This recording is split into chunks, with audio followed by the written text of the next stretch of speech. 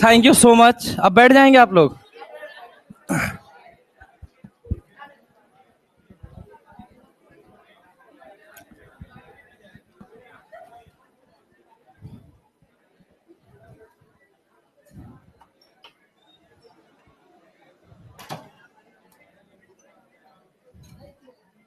नहीं खुलेगा ना?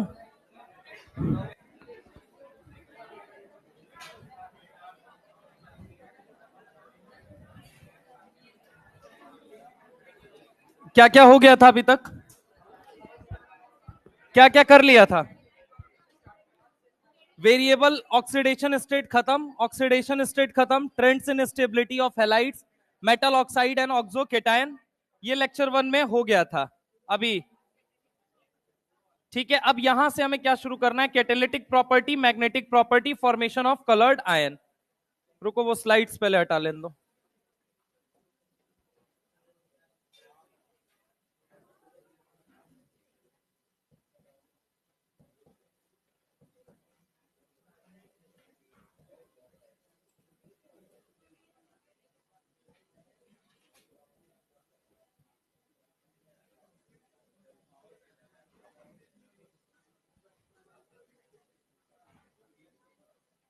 हाँ, कैटालिटिक प्रॉपर्टी पे आते हैं।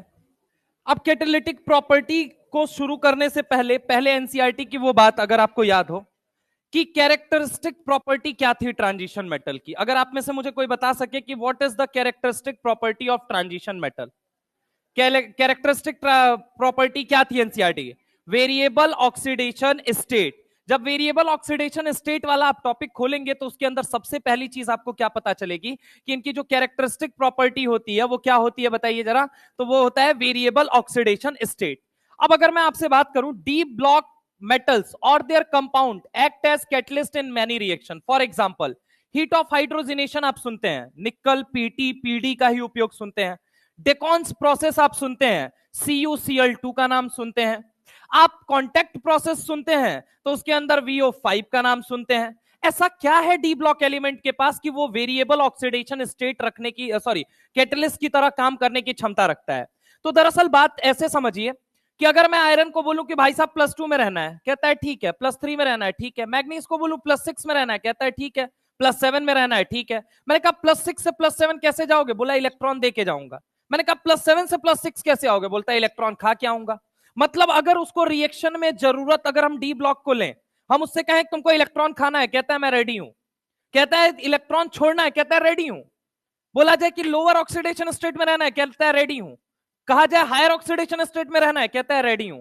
यानी कि ये सब पॉसिबल हो पा रहा है। क्यों पॉसिबल हो पा रहा है? Due to characteristic property, that is वो वेरिएबल ऑक्सीडेशन स्टेट रखते हैं। तो सबसे पहली चीज, अगर मैं आपसे बात करूं कि डी ब्लॉक एलिमेंट के अंदर कैटालिटिक प्रॉपर्टी जो आती है, यानी उत्प्रेरक होने की क्षमता जो आती है, वो क्यों आती है? तो उसका पहला वजह क्या है? पहली वजह है possibility of variable oxidation state. इससे क्या फायदा होगा? मान लो कोई रिएक्शन चल रही है, उस रिएक्शन में किसी को जरूरत है कि मैं अपना इलेक्ट्रॉन छोड़ दूं, मतलब रेडॉक्स रिएक्शन है, और रेडॉक्स रिएक्शन के अंदर किसी ने यह सोचा कि मैं अपना इलेक्ट्रॉन छोड़ देता हूं और सामने वाला इस इलेक्ट्रॉन को खा ले। तो अगर मैं तुमसे सिंपल सी बात करता हूं कि यहां पे सोच के बताना कि अगर एक एलिमेंट इलेक्ट्रॉन छोड़ेगा तो इनके पास कैपेसिटी है वेरिएबल ऑक्सीडेशन स्टेट रखने की। तो ये किसी भी ऑक्सीडेशन स्टेट में इलेक्ट्रॉन खा के या इलेक्ट्रॉन छोड़ के जा सकते हैं। तो अगर मैं तुमसे बात करूं कि पहली बात ये मुझे बताइए कि कैटलिस्ट की तरह वो काम कर पाते हैं, उसके पीछे मुख्य कारण क्या है? तो पहला मुख्य कारण होगा possibility of variable oxidation state. दूसरा, अगर हम क्या बात करें, presence of free valencies over the metal surface.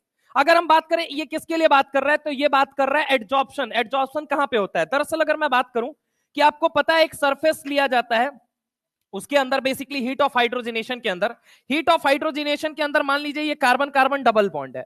अब कार्बन कार्बन डबल बॉन्ड है, यहां पे समझने की कोशिश कीजिएगा कि ये कार्बन के p ऑर्बिटल थे, ये भी कार्बन का क्या था? p ऑर्बिटल था। अब यहां पे इनकी कैसी ओवरलैपिंग हुई? यहां पे ओवरलैपिंग हुई कोलैटरल, और कोलैटरल की वजह से बना कैसा बॉन्ड? तो पाई बॉन्ड बना। यानी कि अगर मैं तुमसे बात करता हूं कि यहां पे एक इलेक्ट्रॉन है और यहां पे एक इलेक्ट्रॉन है, इन दोनों के बीच में पाई बॉन्ड बना। अब सुनने और सोचने और समझने की क्षमता थोड़ा सा रखिए यहां पे, क्या कि जैसे ही ये बॉन्ड बना, बॉन्ड कैसे बना होगा, तो यहां पे ये बॉन्ड बनता है लेटरल ओवरलैपिंग से। अब लेटरल ओवरलैपिंग का मतलब क्या हुआ कि भैया देखो न्यूक्लियस से ये दोनों इलेक्ट्रॉन बड़े दूर हैं, इसलिए ये आसानी से खुल के अलग हो सकते हैं, और आसानी से खुल के अलग हो सकते हैं इसका मतलब क्या हुआ कि ये कैसी इलेक्ट्रॉन डेंसिटी है, तो इसे हम कहेंगे weak electron density. Weak electron density, इसे हम क्या बोलेंगे? अच्छा, बैटरी खत्म है क्या? अच्छा ठीक है, वीक इलेक्ट्रॉन डेंसिटी, इसको हम क्या बोलेंगे? Weak electron density. अब होता क्या है कि सबसे पहले निकल, पैलेडियम या प्लेटिनम की प्लेट ली जाती है, उस प्लेट के ऊपर इनको डाला जाता है। जैसे ही यहां पे डालोगे, अब ये क्या होगा, यहां पे इलेक्ट्रॉन की हलचल तेज हो जाएगी। क्यों? क्योंकि उनके सरफेस पे क्या मिलेगा? Free electron. रिपल्सिव फोर्सेस लगना चालू होंगे, धीरे धीरे करते करते ये दोनों क्या हो जाएंगे? एक दूसरे से अलग हो जाएंगे। अब क्या होता है, ऊपर से H2 गिरा दिया जाता है। H2 कहा जाता है H2 का एडिशन इन प्रेजेंस ऑफ, किसके प्रेजेंस में बताओ जल्दी? NiPTPD। तो ये NiPTPD की आपने प्लेट ली, उसके ऊपर आपने क्या रखा? कार्बन कार्बन डबल बॉन्ड रखा। ये कैसी, अगर मान हम बात करें, ये कैसी इलेक्ट्रॉन डेंसिटी है? Weak electron density. तो होगा क्या, जो मेटल के सरफेस पे इलेक्ट्रॉन है उसकी वजह से इन पे भी एक रिपल्सन फोर्स लगेगा। रिपल्सन फोर्स लगेगा तो ये पाई बॉन्ड अलग हो जाएगा, कार्बन अपने दोनों इलेक्ट्रॉन को लेके अलग हो गया। यानी इस कार्बन के कटोरे में अपना एक इलेक्ट्रॉन अलग मिलेगा, इस कार्बन के कटोरे में अपना एक इलेक्ट्रॉन अलग मिलेगा। अब हमने ऊपर से क्या डाल दिया? हाइड्रोजन डाला। जैसे ही हाइड्रोजन डालते हैं तो ये हाइड्रोजन हाइड्रोजन क्या करेंगे? अपना इलेक्ट्रॉन दोनों लेके होमोलाइटिकली क्लीव होके यहां पे क्या बना लेंगे? यहां पे अगर आप देखेंगे तो ये हाइड्रोजन इससे जुड़ जाएगा और ये हाइड्रोजन इससे जुड़ जाएगा, और ये अल्कीन किस में तब्दील हो जाएगा? अल्कीन के अंदर तब्दील हो जाएगा। अगर मैं आपसे बात करूं कि आप एडिशन मैकेनिज्म इस समय आई थिंक पढ़ भी रहे होंगे, फ्री रेडिकल। अच्छा, तो एक सवाल बताओ, सबसे ज्यादा फ्लोरिनेशन होगा, क्लोरिनेशन होगा, ब्रोमिनेशन होगा या आयोडीनेशन होगा? हाँ, फ्लोरिनेशन होता नहीं, लाइन हमेशा बोलो, अभी आया था पिछले साल सवाल। फ्लोरिनेशन कराते नहीं, फ्लोरिनेशन कराते नहीं, आयोडीनेशन होता नहीं।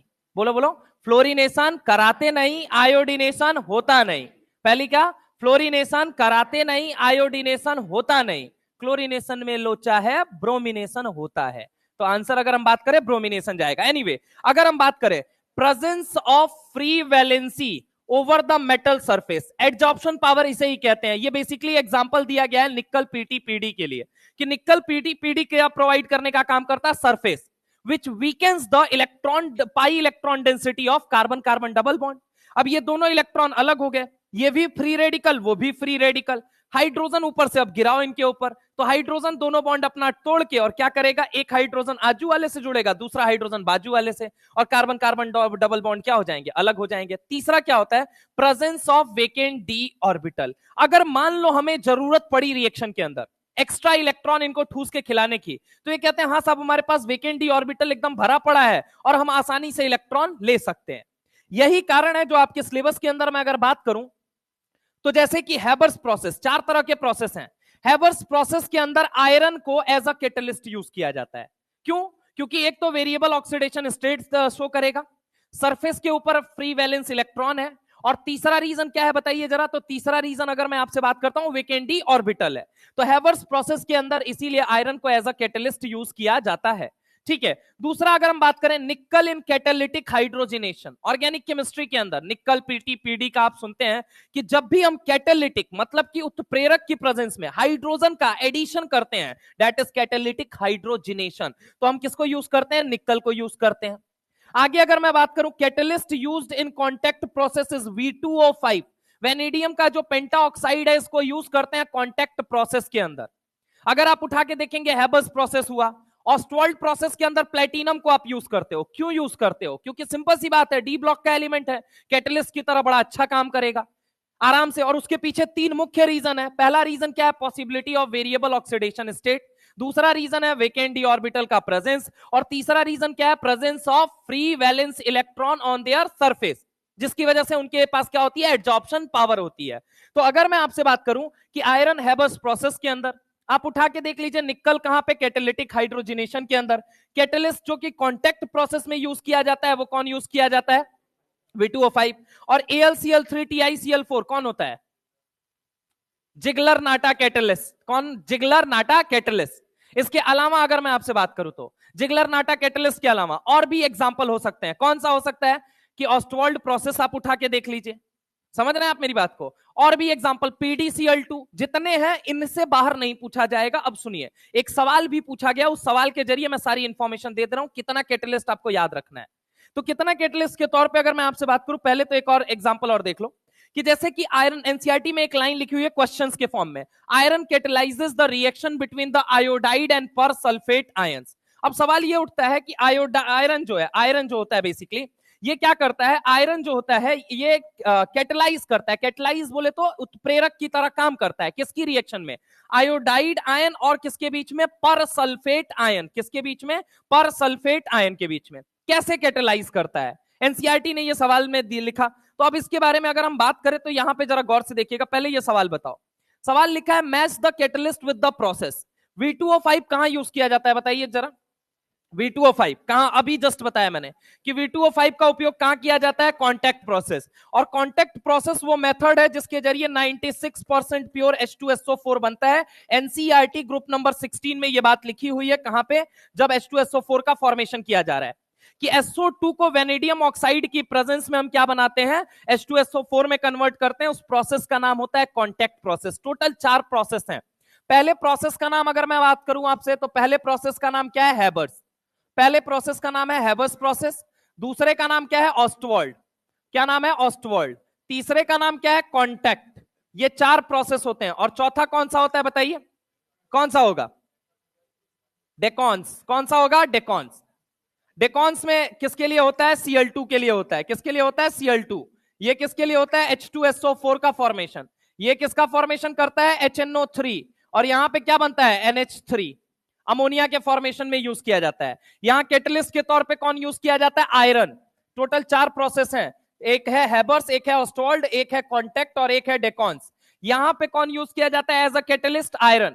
ऑस्टवाल्ड के अंदर प्लैटिनम, अगर हम बात करें कॉन्टैक्ट के अंदर वेनेडियम का ऑक्साइड, और अगर हम बात करें डेकॉन्स के अंदर CuCl2। क्या यूज किया जाता है, CuCl2। कॉन्टैक्ट के अंदर क्या यूज किया जाता है, वेनेडियम का ऑक्साइड। ऑस्टवाल्ड के अंदर क्या यूज किया जाता है, प्लैटिनम। और हैबर्स के अंदर क्या यूज किया जाता है, आयरन। तो ये किसकी तरह काम किए जा रहे हैं, कैटलिस्ट। और सब के सब देखिए आप कौन से ब्लॉक के एलिमेंट है, डी ब्लॉक। तो यहां पे समझिएगा कि आयरन हैबर्स प्रोसेस के अंदर, निकल कैटालिटिक हाइड्रोजनेशन के अंदर, कैटलिस्ट जो कि कॉन्टैक्ट प्रोसेस में यूज होता है वो कौन होता है, V2O5 होता है। ओ भाई तू नीचे ही देख ले यार, देख ले, देख ना, नीचे से ऐसी चीजें निकलना शुभ नहीं माना जाता। देख ले भाई, अब तुम आते हो नीचे ज्ञान लेने के लिए, क्लास में बैठ के उसको ज्ञान दे रहे हो। बर्बाद हो गए हो भाई, दिवाली खत्म हो गई। अब कम से कम बर्बादी का एक्सटेंट कम करो। आबाद नहीं हो गए, अब यहां से बर्बाद हो गए और ज्यादा हो गए, तो बेहतर है कि उसको एक्सटेंट को कम करो। समझ रहे हो। अब तुम भाई सब क्या कर रहे हो यार, पीछे से, उतना पीछे से, अगर उतना पीछे से बलून आ सकता है तो क्या क्या आ सकता है। सतर्क रहें, सुरक्षित रहें। इधर आइए, कैटलिस्ट का मतलब उत्प्रेरक होता है, मतलब तुम मत बनो। इधर देखो, तुम भी कोई रिएक्शन कैटलाइज करने के पीछे लगे हुए हो यार, गड़बड़ हो जाएगा। इधर देखो, तुम्हारी रिएक्शन गड़बड़ा जाएगी, दिवाला निकल चुका है। हैव सम सीरियसनेस नाउ, वरना ले डूबेगा ऐसा समय ना तुमको कि समय को मुंह दिखाने के लायक नहीं बचोगे। इधर आओ, कैटलिस्ट की बात करते हैं। 4 प्रोसेस हैं, हैबर्स, ऑस्टवाल्ड, कॉन्टैक्ट और डेकॉन्स। ये चारों पी ब्लॉक के अंदर दिए गए हैं। ये इनऑर्गेनिक के सिलेबस के प्रोसेस हैं जिनके अंदर कैटलिस्ट का बेहद यूज आपको देखने को मिलेगा। हैबर्स के अंदर आयरन होता है, ऑस्टवाल्ड के अंदर प्लैटिनम, कॉन्टैक्ट के अंदर V2O5 एंड डेकॉन्स के अंदर CuCl2। अब बात करते हैं कि यहां पे सवाल हमसे क्या दिया गया, सवाल ये दिया गया कि कैटलिस्ट और प्रोसेस को मैच कराइए। V2O5 की अगर मैं बात करता हूं तो V2O5 क्या करता है, आप मुझे बताइए। Oxidation of SO2 in the manufacture of what, H2SO4। यानी A का C कहां कहां दिया गया, तो A का C। अब ये क्या है, गड़बड़ है, ठीक है। अब दिया गया TiCl4 AlCH का होल थ्राइस। अब बताइए ये किसके लिए यूज किया जाता है, आप मुझे बताइए। तो ये किसके लिए यूज किया जाता है बताना जरा, जिगलर नाटा तो हम याद कर लेते हैं, किसका polymerization, polymerization of alkynes, polymerization of ethylene. Ethylene क्या होता है पता है कि नहीं पता है, क्या है, कार्बन कार्बन ट्रिपल बॉन्ड है, डबल बॉन्ड है, पक्का। अच्छा ये अल्काइन क्या होता है, ट्रिपल बॉन्ड होता है। एसिटाइलिन क्या होता है, ट्रिपल बॉन्ड होता है, ठीक है। एसिटाइलिन इसे कहते हैं, carbon carbon triple bond terminal, ठीक है, इसको हम बोलते हैं एसिटाइलिन। और इसको हम क्या बोलेंगे, तो इसको हम बोलेंगे अल्काइंस, ठीक है। ये क्या है आपके अल्काइन, ये अल्काइंस है। ट्रिपल बॉन्ड नॉर्मल को क्या बोलते हैं, अल्काइंस। टर्मिनल को क्या बोलते हैं अपन, एसिटाइलिन।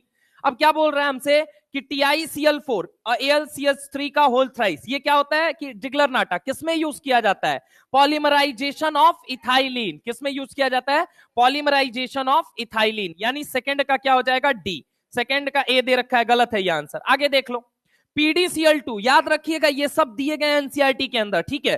PDCl2 की अगर मैं बात करूं तो PDCl2 कहां यूज किया जाता है ये बताओ, थर्ड का है, oxidation of ethyne to ethanol.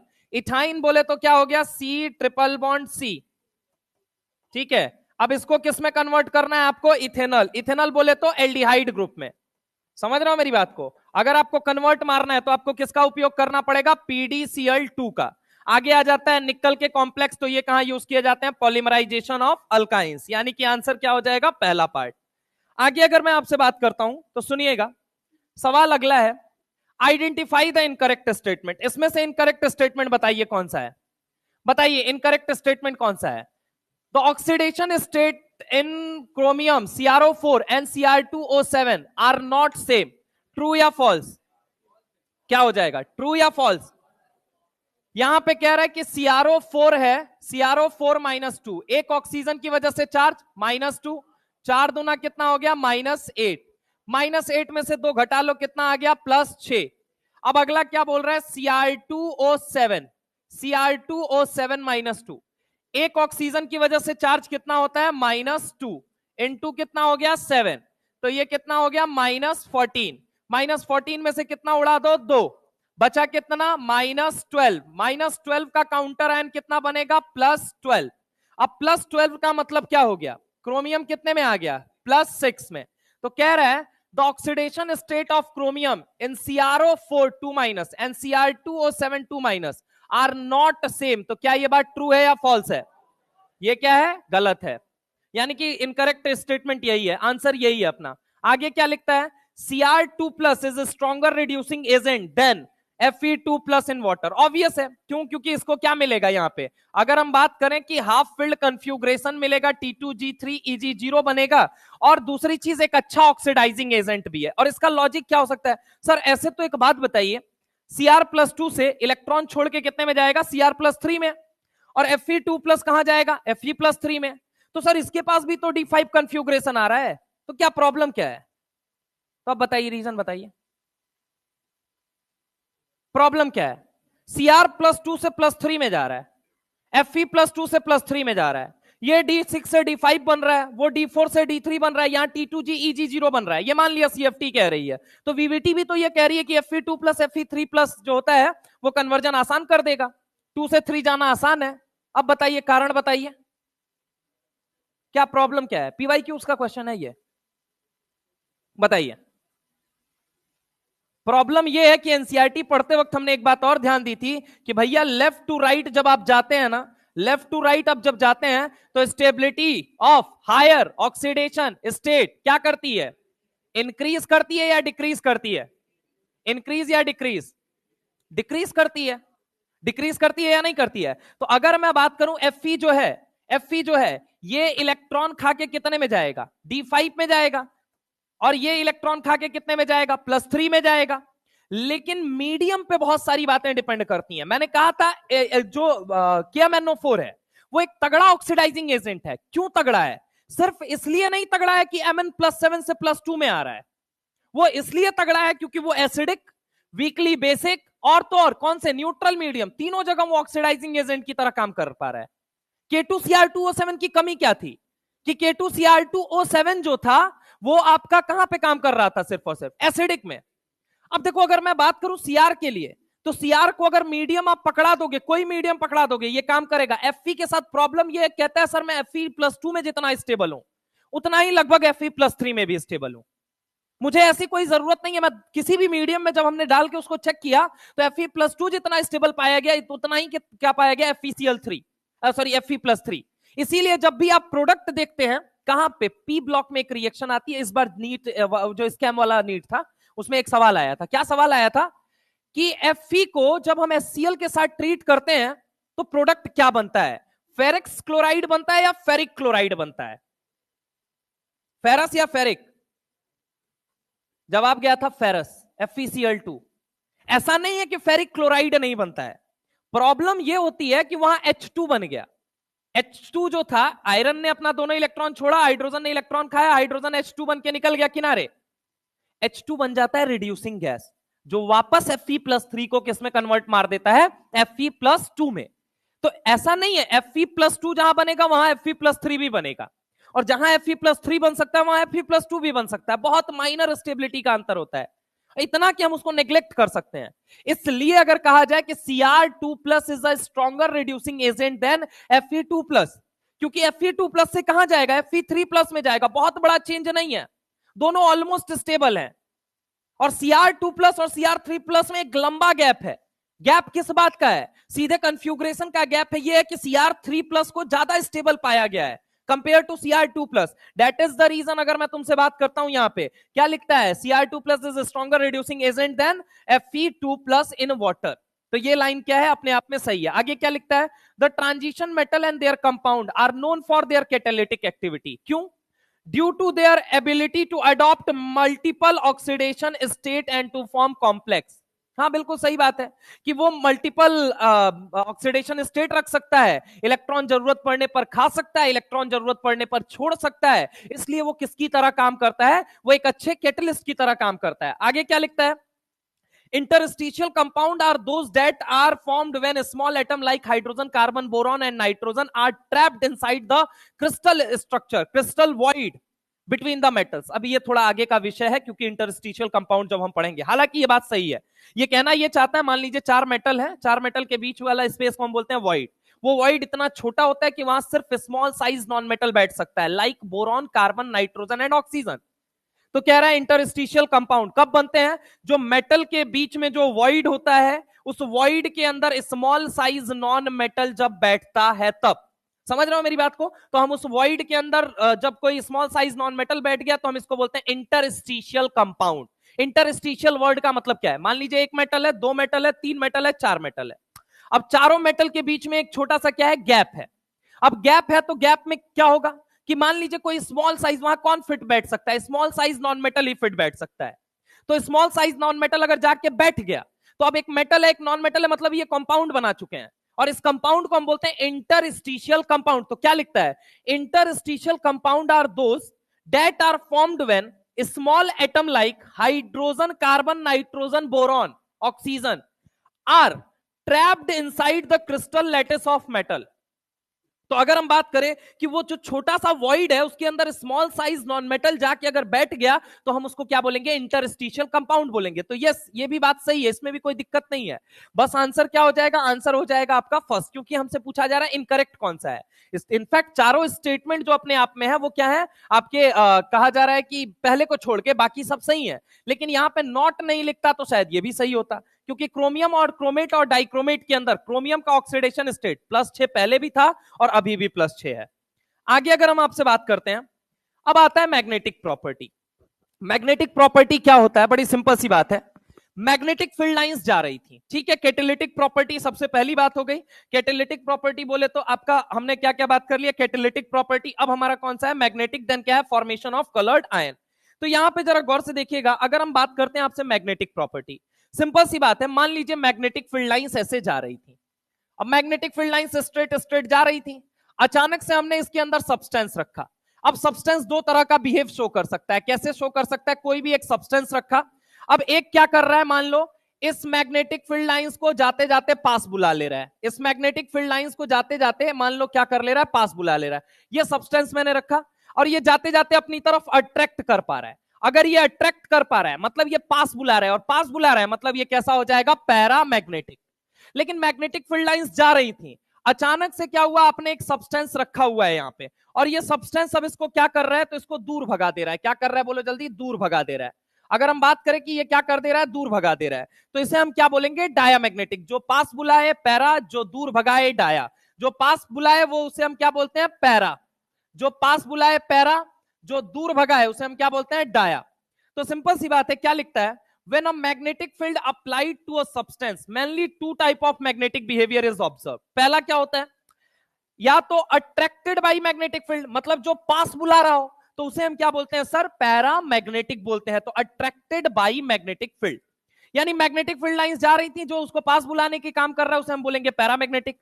और अगर हम बात करें कि जो दूर भगाने का काम कर रहा है उसे हम क्या बोलेंगे, डायामैग्नेटिक। तो repelled by magnetic field are called diamagnetic. अब सवाल उठता है कि वो पास बुला रहा है और ये दूर भगा रहा है, इसके पीछे वजह बताइए। तो वजह क्या है, मान लीजिए जिसके पास अनपेयर्ड इलेक्ट्रॉन होगा, generally unpaired electron containing species are paramagnetic and coloured. ये वर्षों पुरानी बात है, जो मैं आपको पहले से बोलता आ रहा हूं। NO2 के बारे में बोला था, वो किस कलर का होता है, ब्राउन कलर का, रेडिश ब्राउन कलर का होता है, इसीलिए अनपेयर्ड इलेक्ट्रॉन की प्रेजेंस की वजह से। तो जिस किसी के पास भी अनपेयर्ड इलेक्ट्रॉन पाया जाएगा वो जनरली कैसा होगा, पैरामैग्नेटिक होगा, और कैसा होगा, कलर्ड। यानी कि D0 और D10 जो होंगे सर, वो तो डायामैग्नेटिक होंगे फिर, हाँ होते हैं। यानी कि F0 और F14 भी डायामैग्नेटिक होंगे, हाँ होते हैं। यानी कि याद रखिएगा D0 और D10 जनरली कैसे होते हैं, डायामैग्नेटिक। F0 एंड F14 ये कैसे होते हैं, डायामैग्नेटिक। समझ रहे हो, ये डी एंड एफ ब्लॉक में बड़ा काम आएगा, ठीक है। उधर मैग्नेटिक बिहेवियर नहीं स्टडी करेंगे, इधर ही बता दे रहा हूं। F0 F14 कैसे होंगे, डायामैग्नेटिक होंगे। बाकी बीच वाले कैसे होंगे, paramagnetic. Generally unpaired electron containing species are paramagnetic and coloured. यानी कलर की भी जब आप बात करेंगे तो कलर इससे रिलेटेड है, इसीलिए कैटालिटिक के बाद हम तुरंत किस पे आ गए हैं, फॉर्मेशन ऑफ कलर्ड आयन पे आ गए हैं। तो अगर हम बात करें D0 और D10 जो है ये कैसा होता है, तो ये होता है आपका डायामैग्नेटिक। F0 F14 कैसा होता है, डायामैग्नेटिक। और अगर हम बात करें कि ये क्या कलर्ड होंगे, नहीं होंगे जनरली कलर्ड। जबकि अगर हम बात करते हैं जिसके पास अनपेयर्ड इलेक्ट्रॉन होगा, यानी D1 से लेके D9 वाले और F1 से लेके F13 वाले, इनको क्या बोला जाएगा, इनको क्या बोला जाएगा, पैरामैग्नेटिक। पैरामैग्नेटिक वाले कौन से होंगे, पैरामैग्नेटिक। मैग्नेटिक बिहेवियर उधर नहीं कराने जाऊंगा, मैं पहले बता दे रहा हूं, इधर लिख लेना अपना, आराम से लिख लो, अभी एक लाइन नहीं लिख लो। In fact generally unpaired electron containing species are, generally unpaired electron containing species are,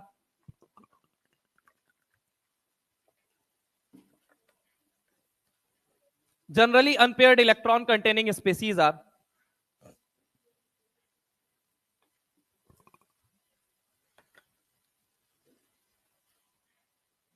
generally unpaired electron containing species are paramagnetic, generally unpaired electron containing species are paramagnetic and colored,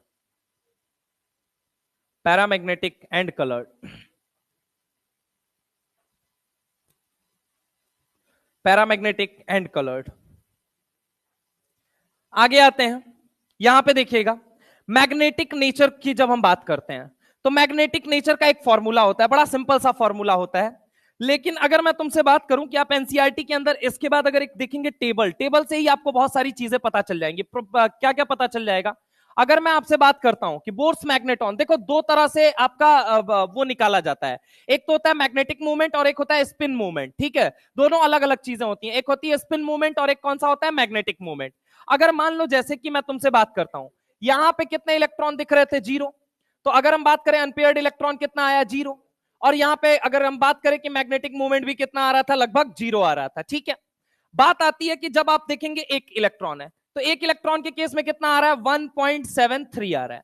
अगर आप देखेंगे 2 के केस में कितना आ रहा है, तो 2.84। 3 के केस में कितना आ रहा है, 3.87। 4 के केस में 4.90 और 5 के केस में क्या आ रहा है, मैक्सिमम आ रहा है, और वो कितना आ रहा है आपका 5.92। अब वापस नीचे आओ, तो नीचे आने पे आपको क्या दिख रहा है कि अगेन इसके पास अनपेयर्ड इलेक्ट्रॉन कितने हैं, 4। तो कितना आ रहा है, 4.90। 3 के केस में कितना आ रहा है, 3.87। 2 के केस में कितना आ रहा है, 2.84 और 1 के केस में कितना आ रहा है, 1.73। यानी कि अगर मैं तुमसे बात करूं कि मुझे अगर किसी के अंदर मैग्नेटिक मूवमेंट निकालना है तो मुझे क्या पता करना पड़ेगा, नंबर ऑफ अनपेयर्ड इलेक्ट्रॉन। और नंबर ऑफ अनपेयर्ड इलेक्ट्रॉन अगर मुझे पता चल जाएगा तो मुझे यह अंदाजा लग जाएगा कि पहले में कितना आ रहा है 1.73, दूसरे में 1.84, तीसरे में 1.87, चौथे में 4.90 और पांचवें में 5.92। यानी कि ये जो डेटा आ रहा है ये 0.70 के बाद आ रहा है। यानी कि मैं कह सकता हूं जितना अनपेयर्ड इलेक्ट्रॉन है उतना 0.70 के बाद वाला डेटा आएगा। और नीट कभी भी ये नहीं करेगा 7.4 एक जगह दे दे तो एक जगह 7.3, उसको पता है मैथ्स तुमको कितना आता है। समझ रहा हो मेरी बात को? बहुत तरीके से पता है जितना अनपेयर्ड इलेक्ट्रॉन है, जितना अनपेयर्ड इलेक्ट्रॉन है, देखो 4 तक में जितना इधर आ रहा है उतना ही इधर आ रहा है। ढंग से देखो, अगर आप देखेंगे जितना अनपेयर्ड इलेक्ट्रॉन है उतना ही पॉइंट में डेटा आ रहा है, और पॉइंट डेटा कितने पे आ रहा है 70 के बाद आ रहा है। यानी कि अब सवाल कैसे कैसे पूछा जाएगा, सवाल पूछा जाएगा maximum spin magnetic moment is shown by, बताइए। देखिए D5 में कितना इलेक्ट्रॉन है अनपेयर्ड 5, तो यहां पे कितना हो जाएगा 5.92, इसका कितना हो जाएगा 4.90, इसका कितना हो जाएगा 3.87, इसका कितना हो जाएगा 2.84, और 1 वाले में कितना आ जाता है 1.73। वैसे अगर आप देखेंगे तो कंटिन्यूअसली बढ़ रहा है, आप डायरेक्ट देखिए। और कितने का अंतर लगभग 84, 3 87, 3 90, 2 92, हाँ है ना। यहां पे 73 के बाद यहां एक लंबा गैप है, ठीक है, 84, 3 87, 3 90, 2 92 आ रहा है आपका। आगे अगर हम बात करें, अगला सवाल है, कह रहा है कि मैग्नेटिक मोमेंट इज 2.84, 84 मतलब कितने इलेक्ट्रॉन होंगे 2, अनपेयर्ड इलेक्ट्रॉन कितने होंगे 2। Ni2+ में कंफ्यूग्रेशन क्या बनेगा 3d8 बनेगा या नहीं बनेगा? अरे बोलो ना भाई, 4s खाली हो गया, 4s क्या हो गया बोलो जल्दी, खाली हो गया। और 3d में कितने इलेक्ट्रॉन भर गए 2 इलेक्ट्रॉन, तो ये कितना हो गया 2.84 पूछ रहा है, तो आंसर तो क्या जाना चाहिए। अच्छा इसका क्या बनेगा CO2+ में 3d7, यानी इसका कितना होना चाहिए 3.87। अगर यहीं पे क्वेश्चन में लिख देता 3.87, बताओ 3.87 किस में पाया जाएगा, तो अनपेयर्ड इलेक्ट्रॉन देखो पता कर लो।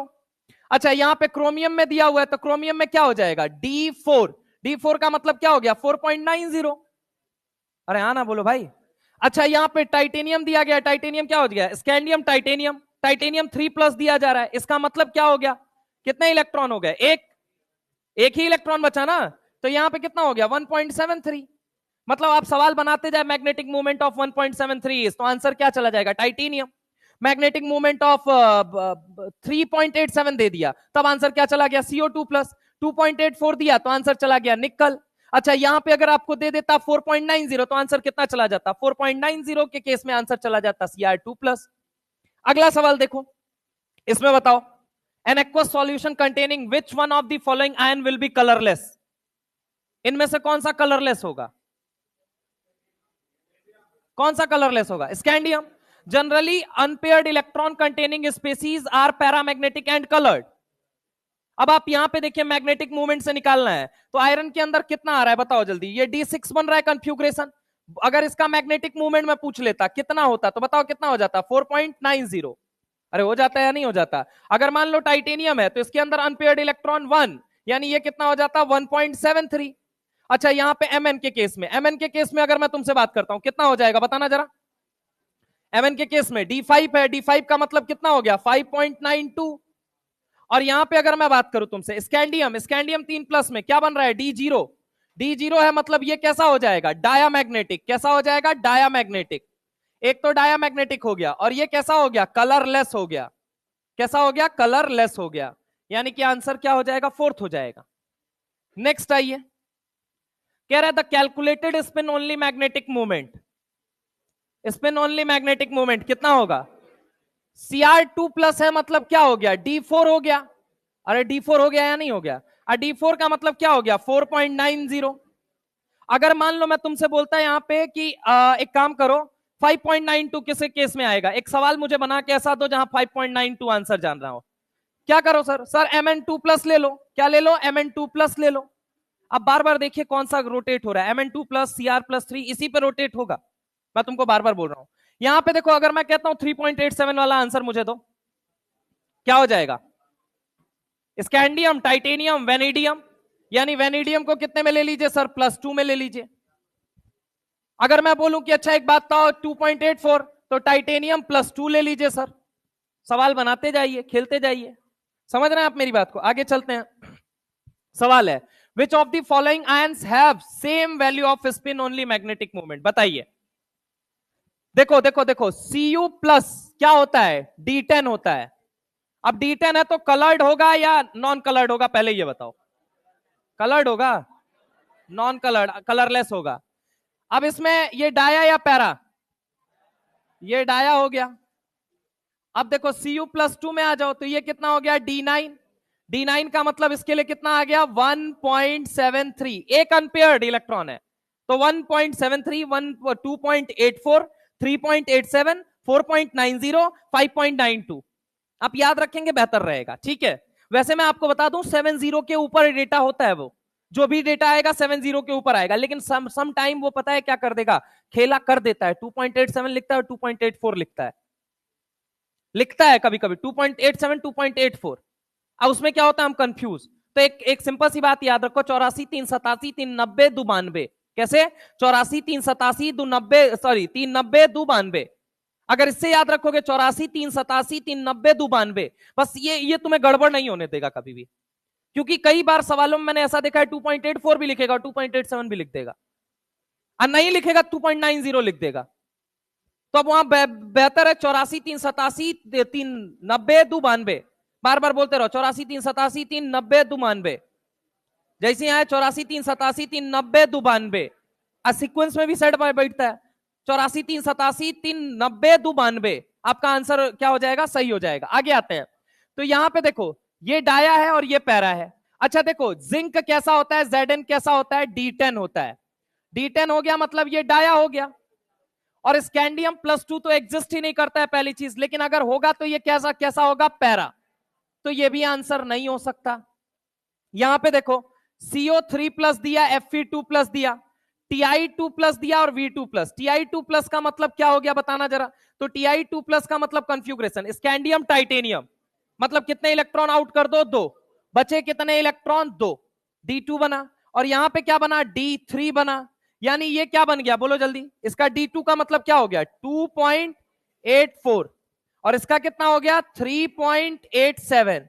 यानी ये आंसर तो नहीं हो सकता। अब आ जाओ कोबाल्ट और आयरन में। कोबाल्ट में कितना आएगा बताना जरा, scandium, titanium, vanadium, chromium, manganese, iron, cobalt. Cobalt कितने नंबर पे आ रहा है बताओ जरा, 7। 7 में से कितना इलेक्ट्रॉन निकाल दिया, 3, मतलब ये क्या बचा, बोलो जल्दी, D6, यही बचा। आयरन कितने नंबर पे, 26 नंबर पे, कितना इलेक्ट्रॉन निकाला, 2, बचा क्या, ये भी D6, हाँ या ना।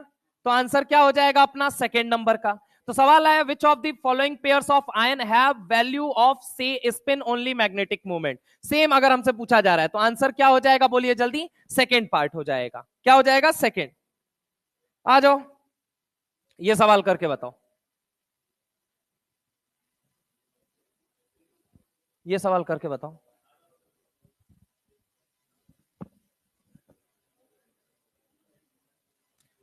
बताइए भाई सारे लोग।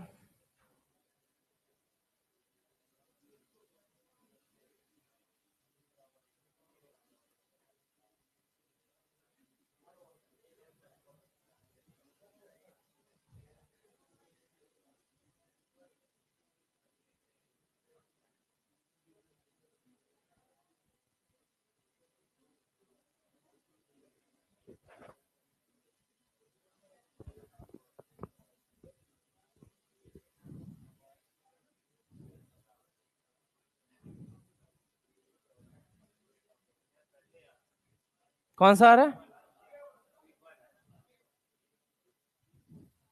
हड़बड़ी ऑलवेज क्रिएट्स अ गड़बड़ी। हाँ, रट के बैठे रहो, ठीक है। अब ये कैसे आया, अब ऐसे कैसे सवाल में निकालोगे, इसके लिए एक फॉर्मूला दिया गया है। आप बोर्स मैग्नेटॉन का क्या होता है, √n × n+2, क्या होता है, n × n+2, ठीक है। अब अगर हम बात करें n क्या रखना होता है, यहां पे unpaired electron, n is equal to what, number of unpaired electron. Unpaired electron, तो कभी भी अगर ये आ जाए तो फॉर्मूला वैसे जनरली मत यूज करना। बहुत क्लियर बात है कि आप कर सकते हैं 1.70 के ऊपर डेटा आ रहा है, और डेटा कितना आ रहा है, 84, 387, 390, 92, यही आ रहा है, क्लियर है। अगर हम बात करें कि अगर मान लीजिए इस टर्म्स में दे दिया, रूट के टर्म्स में दे दिया, अब क्या करना पड़ेगा, तो अब फॉर्मूला छोड़ के नहीं जा सकते। तो अब आपको यहां पे पता करना पड़ेगा अनपेयर्ड इलेक्ट्रॉन जितना है, बस n की जगह वहां उतनी वैल्यू रखो और कैलकुलेट कर लो, आपको बहुत आसानी से यहां पे मिल जाएगा। ठीक है, अच्छा तो एक बात बताओ, कौन सा आंसर होगा इसका, फर्स्ट या थर्ड? हाँ, फर्स्ट होगा। फर्स्ट का मतलब क्या हो गया, पहले का ए का क्या बोल रहे हो, 4, ए का बोल रहे हो 4, ठीक है। उसके बाद से बी का कितना बोल रहे हो, 5। कैसे रहो ये बताओ। तो यहां पे देखो कोबाल्ट के अंदर कन्फ्यूग्रेशन कितना है, D6 होगा या D7 होगा, D6 होगा। D6 का मतलब कितने अनपेयर्ड इलेक्ट्रॉन, 4 अनपेयर्ड इलेक्ट्रॉन है, बोलो हाँ है ना। तो यहां पे n की वैल्यू कितनी हो जाएगी, n की वैल्यू उसके लिए 4 रख के सॉल्व करना। Cr3+ की अगर हम बात करते हैं तो क्या हो जाएगा, बोलो जल्दी। यहां पे क्रोमियम कितना है, scandium, titanium, vanadium, chromium. Chromium का मतलब कितने s में इलेक्ट्रॉन है, 2 इलेक्ट्रॉन वो गायब करो और एक इलेक्ट्रॉन कहां से गायब कर दो आप, d से। तो क्या बन जाएगा ये, इसके लिए क्या हो जाएगी वैल्यू, n = 3। यहां पे आ जाओ, आयरन 3 है, क्या हो जाएगा, n = 5। और यहां पे अगर हम बात करें Ni2+, n कितना हो जाएगा, 2 हो जाएगा। तो आप इसके लिए रख के यहां पे वैल्यू सॉल्व कर सकते हैं, ठीक है। का करेक्ट आंसर कितना हो जाएगा, 1। आइए नेक्स्ट, अब आता है फॉर्मेशन ऑफ कलर्ड आयंस, इसके बाद से कैटालिटिक प्रॉपर्टी, मैग्नेटिक प्रॉपर्टी, और तीसरा कौन सा आएगा, अब formation of coloured ions. An electron from lower d orbital is excited to higher d orbital. The energy of excitation correspond to the frequency of light absorbed. देखिए colour आने के पीछे जो वजहें रही हैं आज तक केमिस्ट्री में, वो मुख्यतः कितनी वजह रही है। कलर के पीछे अगर मैं आपसे बात करता हूं तो पूरा कलर मैं थोड़ा से यही कंबाइन करता हूं। पहला एक क्या होता है, दूसरा, तीसरा, और ये 4 वजह रहती हैं। पहला होता है एफ एफ ट्रांजिशन, एक होता है एफ एफ ट्रांजिशन, एक होता है डी डी ट्रांजिशन, एक होता है डी डी ट्रांजिशन, एक जो होता है अगर मैं आपसे बात करता हूं तो वो होता है LMCT, ligand to metal charge transfer. एक क्या होता है, ligand to metal charge transfer, और एक होता है MMCT, metal to metal charge transfer. हालांकि अगर मैं तुमसे बात करूं इस चैप्टर के अंदर अपने को 3 के एग्जाम्पल बड़े क्लियरली विजिबल होते हैं। एक कौन सा होता है, LMCT, एक होता है DD ट्रांजिशन, और एक होता है FF ट्रांजिशन। जैसे DD ट्रांजिशन की वजह से अगर कोई कलर्ड है इस चैप्टर में तो कौन है वो, K2CrO, कौन सा बोलो जल्दी, K2CrO नहीं, K2MnO4, यानी कि मैग्नेट आयन, कौन सा, मैग्नेट आयन, K2MnO4। वहीं अगर हम बात करें LMCT की वजह से, ligand to metal charge transfer की वजह से, KMnO4, उसके बाद कौन होता है, K2Cr2O7, और कौन सा होता है, K2CrO4, ये चार्ज होते हैं। अब अगर हम बात करें FF ट्रांजिशन की वजह से, FF ट्रांजिशन, तो जितने भी, अगर वैसे एज सच कोई एग्जांपल नहीं है, लेकिन जितने F1 से लेके F13 वाले हैं, इनके बीच में बेसिकली क्या हो सकता है, FF ट्रांजिशन हो सकता है, और FF ट्रांजिशन की वजह से कलर ऑब्जर्व किया जाता है। और एक रीजन और अभी तक जो आपने पढ़ रखा है वो मैं लिखना क्या चाहूंगा, डेट इज होमोल्यूमो ट्रांजिशन। अभी तक जो आपने पढ़ा है, जो आपको याद रखना है, होमोल्यूमो। जैसे कि होमोल्यूमो की अगर हम बात करते हैं तो यहां पे आंसर क्या जाएगा, डेट इज हेलोजेंस। कौन कलर्ड होता है, हेलोजेंस। अगर हम बात करें कि halogens are coloured due to, halogens coloured है, क्यों कलर्ड है, तो अगर हम बात करें F2 हुआ, Cl2 हुआ, Br2 हुआ, और कौन सा हुआ, I2 हुआ।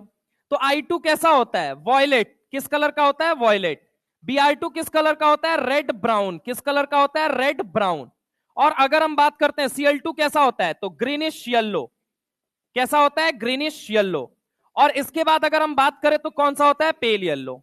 ठीक है, तो ये कौन होता है, F2 होता है। तो 4 मुख्य वजह है जो आपको पता होनी चाहिए, डेट इज होमोल्यूमो की वजह से हेलोजेंस कलर्ड है।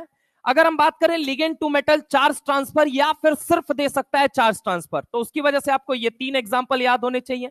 अगर हम बात करें DD ट्रांजिशन की वजह से तो K2MnO4, और FF ट्रांजिशन की वजह से जो भी F से लेके 13 तक के आयंस होते हैं वो कैसे होते हैं, कलर्ड आयंस होते हैं। तो ये 4 कलर के बेसिस पे अगर हम बात करें तो अब एनसीईआरटी क्या कहती है, यहां पे अगर हम देखें, an electron of a lower energy d orbital is excited to higher d orbital, the energy of excitation correspond to the frequency of light absorb. बहुत सिंपल सी बात है कि अगर मैं तुमसे बात करता हूं, मान लीजिए ये लोअर एनर्जी है, ये लोअर एनर्जी वाला डी ऑर्बिटल है और ये कौन सा है, हायर एनर्जी वाला डी ऑर्बिटल है। इलेक्ट्रॉन को यहां से मुझे यहां उठा के भेजना है, तो ऑब्वियस है मैं इसके ऊपर व्हाइट लाइट मारूंगा। अब व्हाइट लाइट जैसे ही मारूंगा, white light is basically what, mixture of light. White light क्या है, मिक्सचर ऑफ लाइट। इलेक्ट्रॉन ने उस मिक्सचर ऑफ लाइट में से कुछ सर्टेन फ्रीक्वेंसी की लाइट खाई, जिसके जरिए जो कि उसको लेके ऊपर जाना था, और बची हुई लाइट को उसने क्या कर दिया, रिफ्लेक्ट कर दिया। और जो लाइट रिफ्लेक्ट हुई है वही हमारी आंखें सेंस कर पाती हैं, और सेंस करने के बाद वो क्या बनाती हैं। तो अगर हम बात करते हैं, वो बेसिकली क्या कहा जाता है, वो रिफ्लेक्टेड जो कलर होता है वो हमें कलर की फॉर्म में ऑब्जर्व होता है। इसीलिए NCERT, the colour observed correspond to the complementary colour will is light absorbed. Simple सी बात है, कॉम्प्लीमेंट्री व्हील क्या होती है, तो कलर कॉम्प्लीमेंट्री व्हील जो है वो हम बेसिकली कोऑर्डिनेशन में पढ़ेंगे। क्या होता है कि वायलेट और इंडिगो अगर कोई लाइट खाता है, विवग्योर अगर हम बात करें तो वायलेट इंडिगो जो होता है, अगर वो कोई लाइट खा रहा है तो उसके करस्पॉन्ड लाइट क्या होगी, रिफ्लेक्ट होगी। अगर मान लीजिए उसके करस्पॉन्डिंग वाली लाइट कोई खा रहा है तो वो क्या होगा, वायलेट और इंडिगो रिफ्लेक्ट करेगा। मान लीजिए जैसे ए है, ए क्या ऑब्जर्व, वो एब्जॉर्व करने पे बी रिफ्लेक्ट होती है, तो बी को एब्जॉर्व करेंगे तो क्या रिफ्लेक्ट होगी, ए रिफ्लेक्ट होगी। सिंपल सी बात है, जो लाइट एब्जॉर्व हो रही है उससे कलर आ रहा है, या जो लाइट रिफ्लेक्ट हो रही है उससे कलर आ रहा है। तो जवाब है जो लाइट रिफ्लेक्ट हो रही है उससे हमारी आंखें सेंस कर पा रही है। तो समटाइम स्टेटमेंट में इसी बात पे खिल जाएगा कि भाई एक बात बताओ, जो लाइट एब्जॉर्ब की जा रही है क्या उससे हमें कलर दिखाई दे रहा है, या जो लाइट रिफ्लेक्ट हो रही है उससे हमें कलर दिख रहा है। तो आंसर क्या हो जाएगा, जो लाइट एब्जॉर्ब हो रही है उससे हमें कलर नहीं दिख रहा है, जो लाइट रिफ्लेक्ट हो रही है उससे कलर दिख रहा है। इसीलिए लिखता है the colour observe correspond to the complementary colour of light absorb. मान लीजिए ए को खाने से बी रिफ्लेक्ट होता है, लेट सपोज। इसका मतलब क्या है कि ए का करस्पॉन्डिंग लाइट कौन हुआ, बी हुआ। अगर मैंने कहा सी का मान लीजिए डी है, ई का मान लीजिए एफ है, तो अगर मैं ई खाऊंगा तो दिखेगा क्या, एफ। अगर मैं ए खाऊंगा तो क्या दिखेगा, बी। अगर मैं सी खाऊंगा तो क्या दिखेगा, डी। लेट सपोज किसी ने कहा अगर मैंने डी खाया तो क्या दिखेगा, सी। मतलब जो एक दूसरे के करस्पॉन्डिंग है सिर्फ वही ऑब्जर्व और वही रिफ्लेक्ट होंगे, वही एब्जॉर्ब और वही रिफ्लेक्ट होंगे। तो लिखो कलर हमेशा कलर हमेशा कलर हमेशा कलर हमेशा कलर हमेशा रिफ्लेक्टेड कलर से पहचाना जाता है। कलर हमेशा रिफ्लेक्टेड कलर से पहचाना जाता है। कलर हमेशा रिफ्लेक्टेड कलर से पहचाना जाता है, ना कि ना कि ना कि एब्जॉर्ब। ठीक है, अब बात आती है कि सर कोई भी आयन जब पानी के अंदर जाता है तो वो कैसे कलर कैसे शो करता है, उसके पीछे रीजन क्या है। देखो, जब तुम सॉल्यूशन एंड कॉलिगेटिव प्रॉपर्टी पढ़ रहे थे तो वहां पे तुमने एक बात पढ़ी थी कि नंबर ऑफ आयंस की वजह से बहुत सारी प्रॉपर्टी बदलती हैं, जैसे कि कॉलिगेटिव प्रॉपर्टी बदलती है, जैसे कि अगर हम बात करें number of nature of ligand अगर बदला तो कलर भी चेंज होता है। बहुत तरह की बातें पढ़ी थी। एनसीईआरटी क्या कहती है कि the frequency of light absorbed is determined by the nature of ligand. बात आती है कि कोई भी आयन जब पानी के अंदर गया तो उसका कलर कैसे आ रहा है। तो यहां पे समझने की कोशिश करना, क्योंकि पानी के अंदर जाने के बाद पानी किसकी तरह काम करता है, ये बताओ जरा, पानी किसकी तरह काम करता है। अगर मैं तुमसे बात करूं तो लिगेंड की तरह। किसकी तरह काम करता है, लिगेंड। और लिगेंड कौन होता है, जो अपना इलेक्ट्रॉन पेयर देता है। अब पानी के पास अगर मैं तुमसे बात करूं, जो ऑर्गेनिक में न्यूक्लियोफाइल आजकल पढ़ रहे हो वही तो इनऑर्गेनिक में आके आपका लिगेंड बना हुआ है। जो ऑर्गेनिक में अगर हम बात करते हैं आपसे कि आप ऑर्गेनिक के अंदर क्या पढ़ रहे हो, न्यूक्लियोफाइल, वही इनऑर्गेनिक के अंदर क्या बना हुआ है, लिगेंड। अब जैसे कि वाटर की अगर मैं आपसे बात करता हूं तो वाटर के केस में समझना, यहां पे ये लोन पेयर है। अब इस लोन पेयर की प्रेजेंस की वजह से ही अपना इलेक्ट्रॉन दे सकता है, इसलिए ये काम करेगा किसकी तरह, लिगेंड। अब कौन से लिगेंड की तरह काम करेगा, तो जवाब है इसके ऊपर कोई चार्ज नहीं है सर, तो ये न्यूट्रल लिगेंड। क्योंकि लिगेंड की कैटेगरी अगर मैं आपसे बात करूं तो लिगेंड की कैटेगरी कितनी है, तो लिगेंड की 4 कैटेगरी है बेस्ड ऑन, अगर आप बात करेंगे चार्ज के बेसिस पे, तो एक हो सकता है कैसा, जिसके सर पे पॉजिटिव चार्ज हो NO+, एक हो सकता है जिसके सर पे नेगेटिव चार्ज हो SO4-2, जिसके सर पे कोई चार्ज ना हो जैसे कि NH3 अमीन कहा जाता है, जैसे कि वाटर एक्वा कहा जाता है। तो पहला तो चार्ज की कैटेगरी है, चार्ज के बेसिस पे लिगेंड कैटेगराइज है। दूसरी कैटेगरी किसकी है लिगेंड की? तो दूसरी कैटेगरी है कि आप ये अगर हम बात करें कि बॉन्डिंग नेचर उसका कैसा है, क्या वो सिर्फ इलेक्ट्रॉन दे रहा है और इलेक्ट्रॉन ले भी रहा है? अगर सिर्फ इलेक्ट्रॉन दे रहा है क्लासिकल कह दिया, अगर इलेक्ट्रॉन दे भी रहा है और इलेक्ट्रॉन ले भी रहा है नॉन क्लासिकल कह दिया। अगर कॉम्प्लेक्स बदल रहे हैं तो होमोलेप्टिक हो सकता है, हेट्रोलेप्टिक हो सकता है। समझ रहे हो मेरी बात को? तो अगर हम बात करें चार्ज के बेसिस पे अलग है, ठीक है। इसके अलावा अगर हम बात करें बॉन्डिंग के बेसिस पे अलग है लिगेंड। अगर हम इसके अलावा बात करते हैं कि बताओ कॉम्प्लेक्स के बेसिस पे अलग है लिगेंड, तो उसी तरीके से जिसके ऊपर चार्ज जीरो रहता है उसको हम बोलते हैं न्यूट्रल लिगेंड। न्यूट्रल लिगेंड के चार एग्जांपल है बेहतरीन। एक है सीओ, एक है एनओ, एक है वाटर और एक है अमीन। ये चार एकदम हमेशा काम आएंगे ही काम आएंगे आपको। अगर मैं बात करूं कौन कौन से, तो एक काम आएगा आपको सीओ, एक काम आएगा एनओ, एक काम आएगा NH3 और एक काम आएगा H2O। तो ये क्या लिखता है? The frequency of light observed is determined by the nature of ligand. ये नेचर ऑफ लिगेंड डिसाइड करता है कि कितनी फ्रीक्वेंसी की लाइट कौन सा आयन खाएगा। सवाल ये स्टेटमेंट में बना के पूछ सकता है कि कितनी फ्रीक्वेंसी की लाइट एक आयन खाएगा, ये बताइए ये कौन डिसाइड करेगा? तो ये डिसाइड करेगा नेचर ऑफ लिगेंड। तो यानी कि एक लाइन बोलता हूं, can the nature of ligand is able to change the color of ions in aqueous solution? तो ट्रू या फॉल्स ये बताइए मुझे। ये क्या हो जाएगा, ट्रू होगा या ये फॉल्स होगा?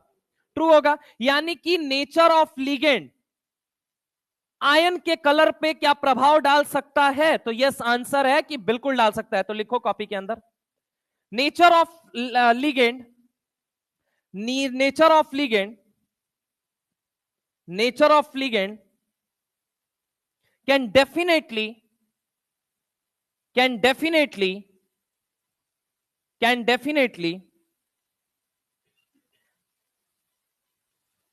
affect the can definitely affect the color of can definitely affect the color of can definitely affect the color of क्या आयन? समझ रहे हो? can definitely affect the color of ion in aqueous solution, in aqueous solution।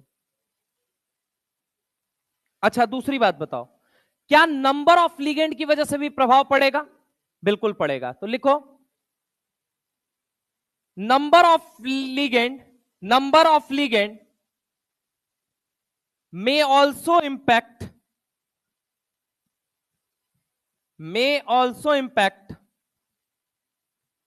the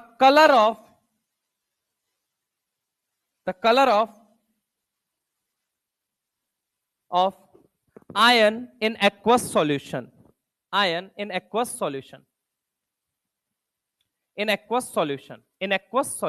ठीक है। Next अगर हम आगे आते हैं जरा गौर से देखिएगा, ये चार तरह की बेसिक बातें होती हैं। एक बात आपको याद रखना है, होमोल्यूमो की वजह से हेलोजेंस कलर्ड हैं, LMCT की वजह से ये तीनों कलर्ड हैं, DD ट्रांजिशन की वजह से कौन कलर्ड है? K2MnO4, FF ट्रांजिशन की वजह से F1 से लेके 13 वाले सारे कलर्ड होते हैं। अब बात आती है कलरलेस कौन कौन से होते हैं। तो एक तो स्कैंडियम के लिए दिया गया एनसीईआरटी के टेबल में, और एक किसके लिए दिया गया है Zn+2, और एक किसके लिए दिया गया Ti+4। जब एनसीईआरटी की आप टेबल देखेंगे, वो टेबल मैं आपको बता देता हूं, एनसीईआरटी में ये टेबल दी गई है, ठीक है, इसमें कलर दिया गया है। ये कलर अपना बैठ के याद करना है यार, ये मुझे भी तरीका नहीं पता है कैसे याद किया जाता है, बार बार देख के ही गेस मारते हैं, ठीक है। तो अगर मैं बात करूं, ये टेबल देखोगे तो इस टेबल के अंदर आपको तीन चीजें दिखेंगी जो उड़ाई गई हैं। वो क्या क्या है? 3D जीरो हुआ, चूंकि D जीरो है तो इसलिए कैसा होगा? डायामैग्नेटिक होगा और कलरलेस होगा।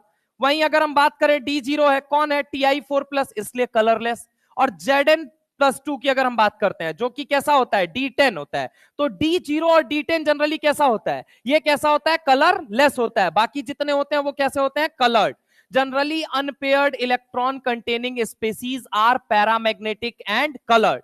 लेकिन जिनके पास अनपेयर्ड इलेक्ट्रॉन नहीं है, जिनके पास या तो खाली डी है या तो कंप्लीटली भरा हुआ डी है, तो वो कैसा हो जाता है? बोलो जल्दी, वो कैसा हो जाता है? कलरलेस। अगर हम आगे बात करते हैं, lanthanide ion having 4f0 और 4f14 आर कलरलेस, ठीक है। आगे क्या लिखता है? lanthanide ion absorb the visible region of light and undergoes FF transition and hence exhibit the colour. सवाल ये पूछा जाएगा कि लेंथेनॉइड आयंस जो है, लेंथेनॉइड आयंस, इनके अंदर आप ये मुझे बताइए कि इनके अंदर कलर कैसे आते हैं। तो lanthanoid ions absorb the visible region of light and undergoes FF transition, जो कि मैंने पहले ही बता दिया तुम्हें कि यहां पे एक तो होमोल्यूमो की वजह से कलर्ड है, उसके लिए किसको पूछेगा, हेलोजेंस। LMCT की वजह से ये तीनों, DD ट्रांजिशन की वजह से K2MnO4 एंड FF ट्रांजिशन की वजह से कौन हो जाता है, F1 और F13 वाले जो होते हैं, F1 से F13 वाले जो होते हैं वो कैसे हो जाते हैं, कलर्ड हो जाते हैं। यहां पे D वाले में D1 से लेके D9 वाले जनरली क्या होंगे, DD ट्रांजिशन शो करेंगे। अब यहां पे जरा गौर से सुनना, सवाल ये है which pair of ion is colourless, कौन सा इनमें से कलरलेस होगा। आप अगर देखेंगे यहां पे देखिए कि Zn कितने में है, D10 में, ठीक है, और स्कैंडियम कितने में है, D0। आंसर क्या हो जाएगा, थर्ड। आगे अगर मैं बात करता हूं, नेक्स्ट ये तो हटा दो, चलो ये बताओ, in which of the following pairs are both the ions are coloured, बताइए। देखिए स्कैंडियम +3 दे रहा है तो ये कैसा हो जाएगा, D0। स्कैंडियम +3 दे दिया, क्या हो गया, D0। Cu+1 दे दिया तो ये क्या हो गया, D10। अब बताइए कौन सा कलर्ड होगा, तो ऑब्वियस है ये हो जाएगा आंसर, ठीक है। बोथ पेयर को बोल रहा है कलर्ड होंगे, तो आंसर क्या हो जाएगा, सेकंड। एक पेन देना, पेन दो, चलो।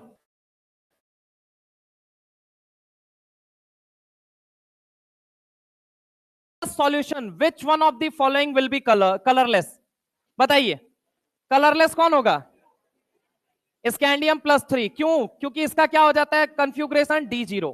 बाकी सब में क्या होगा, अनपेयर्ड इलेक्ट्रॉन, D1 से लेके D9 तक इलेक्ट्रॉन दिखेगा ही दिखेगा।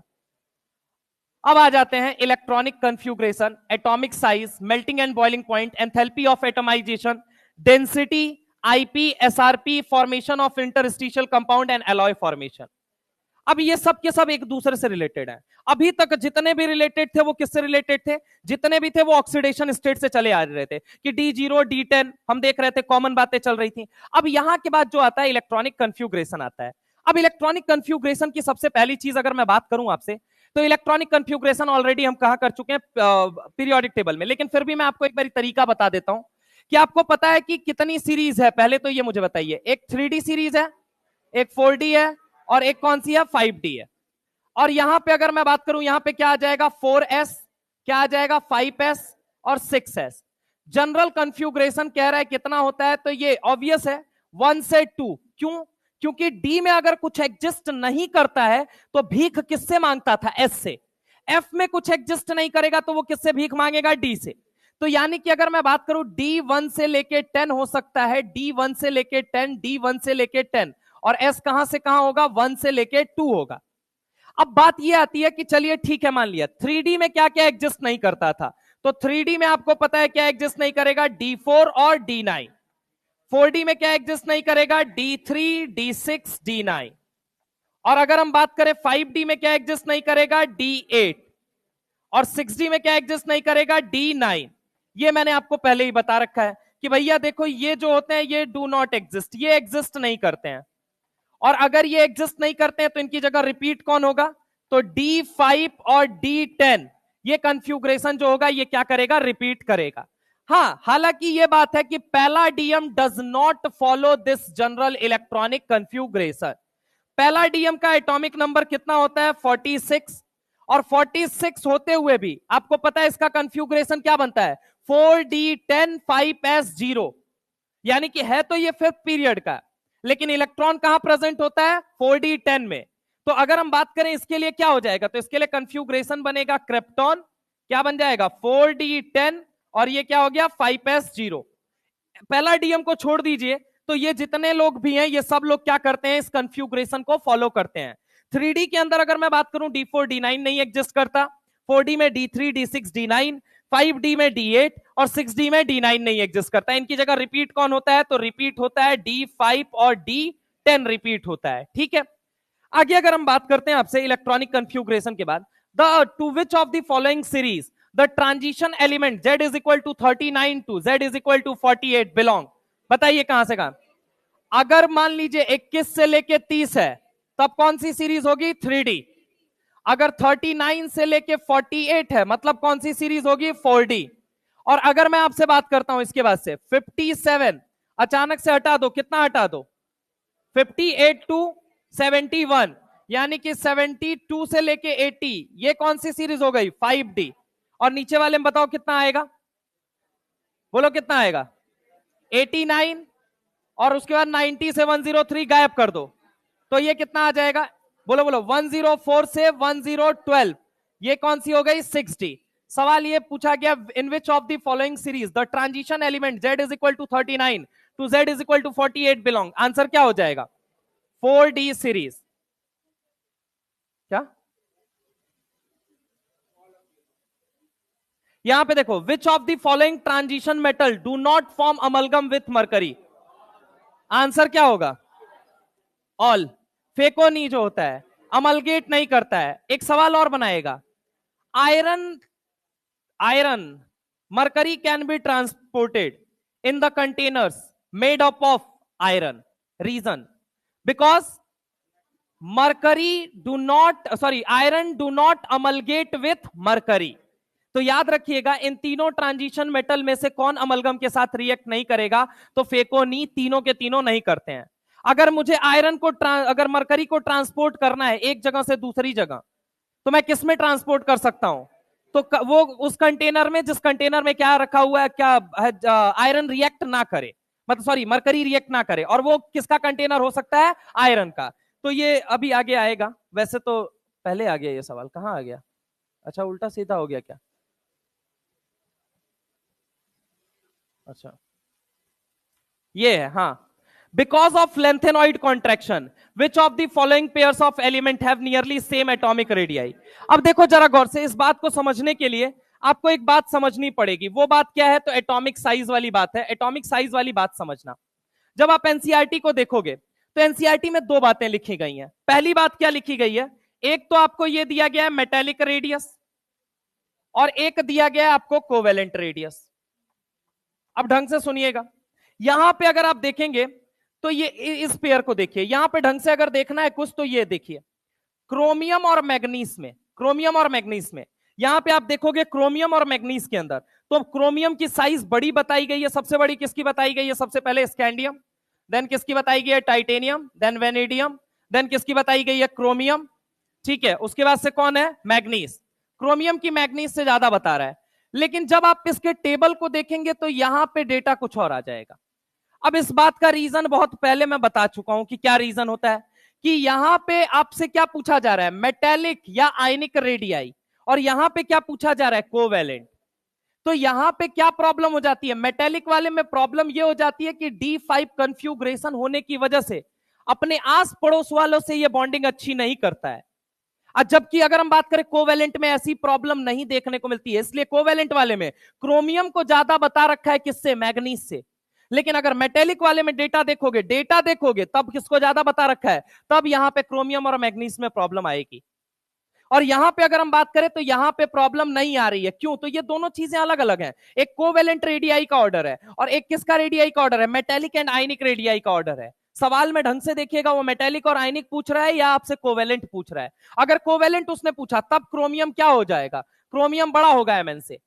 और आगे अगर हम बात करें, आगे जाने पे क्या दिख रहा है? तो आगे जाने पे एमएन के बाद फेकोनी की साइज क्या हो जाएगी? ऑलमोस्ट सिमिलर हो जाएगी। और आगे अगर आप जाएंगे तो अगेन किसका बढ़ रहा है? कॉपर और जिंक का। किसका बढ़ रहा है? कॉपर और जिंक। ऐसा ही ऊपर भी हो रहा है। देखो सबसे ज्यादा स्कैंडियम है, देन टाइटेनियम है, देन वेनेडियम है। प्रॉब्लम सिर्फ एक जगह आई। प्रॉब्लम कहां पे आई? क्रोमियम और मैग्नीज में यहां एक प्रॉब्लम आई। बाकी अगर इनका देखोगे तो इनका क्या होता है? ऑलमोस्ट सिमिलर साइज होने की वजह से अगर मैं आपसे बात करूं तो यहां पे देखिए, वैसे तो इनकी काफी सारी प्रॉपर्टी सिमिलर होती है, जैसे कि maximum D block element Hg के साथ रिएक्ट करके एलॉय बनाते हैं। लेकिन जो फेकोनी है ये एलॉय नहीं बनाता है।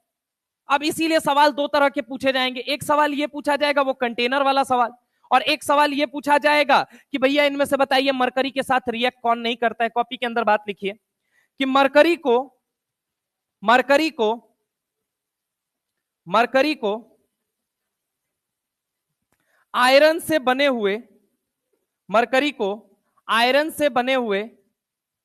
मरकरी को आयरन से बने हुए कंटेनर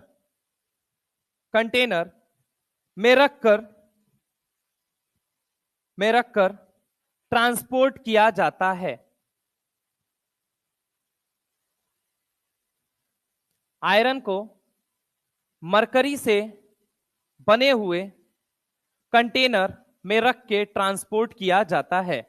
ठीक है, क्योंकि क्योंकि क्योंकि क्योंकि मरकरी आयरन के साथ रिएक्ट करके अलॉय नहीं बनाता। रिएक्ट करके अलॉय नहीं बनाता। रिएक्ट करके अलॉय नहीं बनाता।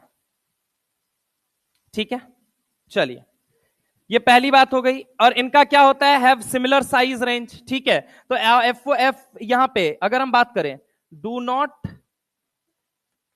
React with mercury to form amalgam. ठीक है, अब इसी के ऊपर ये वाला सवाल है। सवाल क्या है, ये कौन सा, which of the transition element do not form amalgam with mercury. Answer क्या हो जाएगा, all of the above. Next आ जाते हैं, कह रहा है because of lanthanoid contraction which of the following pairs of element have nearly same radii. अब ये बात, दूसरी बात देखो, अगर मैं बात करता हूं, ये रही आपके सामने 3D और ये रही कौन सी 4D और ये 5D सीरीज। 4D और 5D का ग्राफ बड़ा करीब है, लेकिन 3D का ग्राफ बड़ा दूर है। यानी कि अगर मैं बात करूं टॉप से बॉटम की, किसकी बात करता हूं, टॉप टू बॉटम, तो टॉप टू बॉटम क्या देखने को मिलेगा, 3D से बड़ा कौन है, 4D, और 4D और 5D की साइज क्या है, ऑलमोस्ट सिमिलर। लेकिन ये कहां नहीं होगी, ग्रुप नंबर 3 में। सेकेंड एक्सेप्ट अगर मैं बात करूं तो सेकेंड ईयर लाएंगे। क्यों ऐसा होता है, क्योंकि लेंथेनम, यहां पे समझने की पहले कोशिश करो, यहां पे लेंथेनम में ऐसा क्यों नहीं हुआ और बाकी जगह क्यों हुआ, तो इधर ढंग से देखना।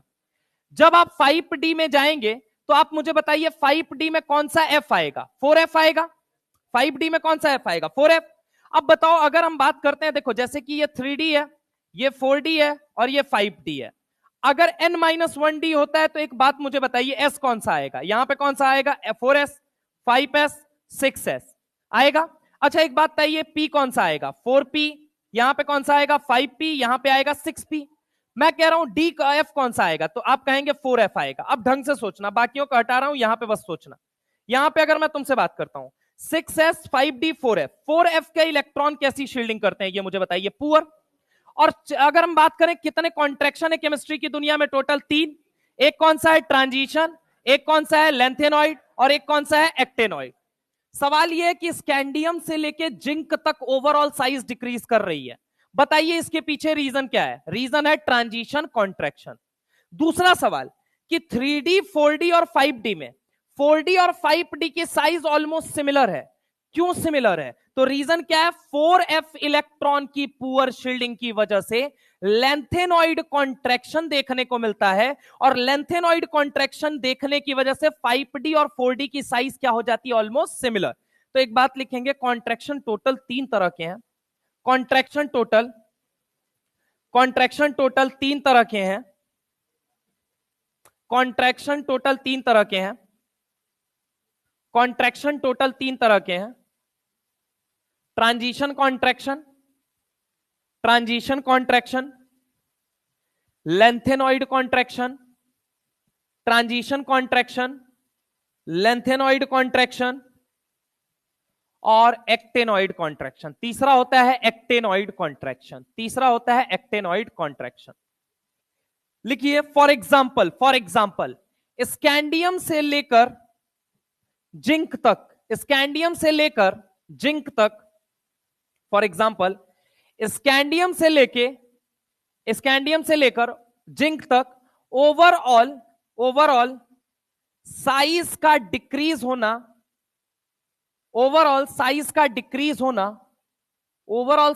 डिक्रीज होना इज ड्यू टू ट्रांजिशन